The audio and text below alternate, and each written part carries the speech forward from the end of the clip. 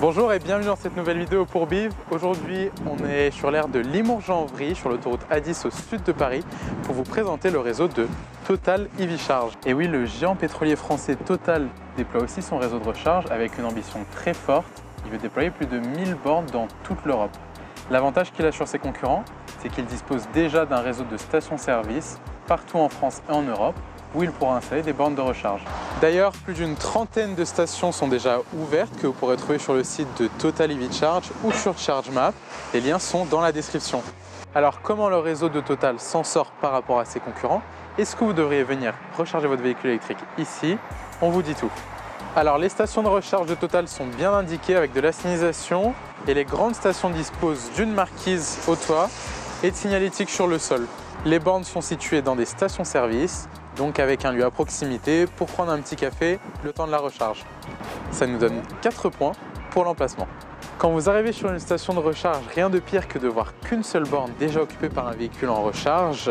Ici, le réseau Total EV marque des points puisqu'il y a en moyenne 2 à 4 bornes par station de recharge. Par contre, pourquoi avoir mis 2 bornes sur un seul emplacement de parking?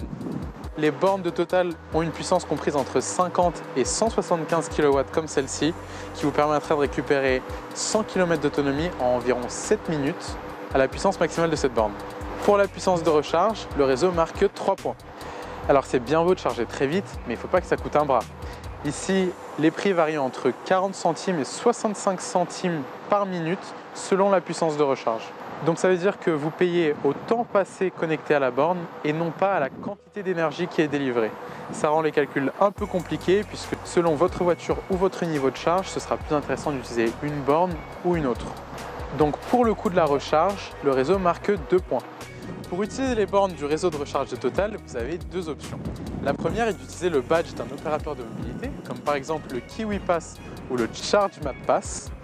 Et la seconde est d'utiliser l'application mobile Total EV Charge et de rentrer sa carte bleue dessus pour payer le tarif indiqué. Pas de lecteur de carte bleue sur les bornes ni de fonction Plug and Charge, ça nous fait donc 2 points pour les moyens de paiement. Alors finalement, le réseau de Total EV Charge obtient la note de 14 sur 20. Alors j'espère que ce nouveau format de vidéo vous aura plu. Si c'est le cas, mettez-nous un pouce bleu en dessous de la vidéo et abonnez-vous pour ne pas rater nos prochaines vidéos.